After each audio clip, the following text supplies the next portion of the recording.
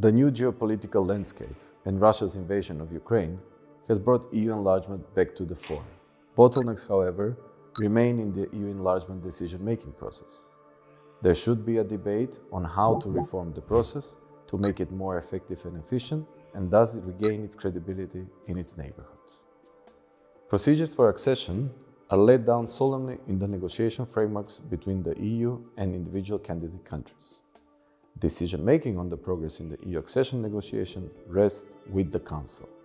There are no general guidelines or a codebook in which procedures have been agreed upon in general terms. The use of unanimity is a legal practice rather than a prerequisite in the negotiation process. In terms of steps that need to be undertaken to introduce qualified majority voting, we have to underline that there is no need for treaty changes for transitioning to QMV in the decision-making process on the intermediate steps of the EU negotiation process.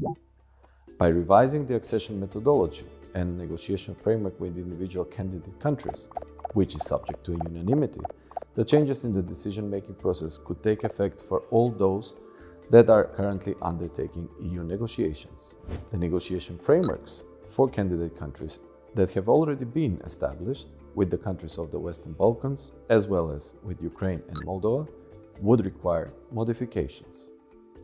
Such amendments are not without precedence, as both Montenegro and Serbia have already accepted the EU revised enlargement methodology in 2020. Why should we introduce QMV in enlargement?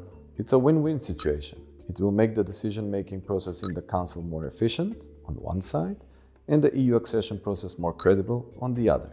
Introducing QMV follows the logic of predictability, which is introduced with the EU revised enlargement methodology from 2020, further reducing the existing veto points that currently member states have. A German-Slovenian non-paper proposes a switch to QMV. Support for the non-paper have been given by the countries marked in green. However, almost all countries from the Western Balkan group have not supported the initiative. To mitigate concerns raised by more skeptical member states to transition to QMV in the intermediate stages of the EU negotiation process, the Council can introduce stricter QMV thresholds in the form of Super QMV and Super QMV Plus.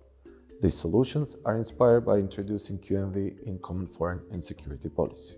Option number 1, qualified majority.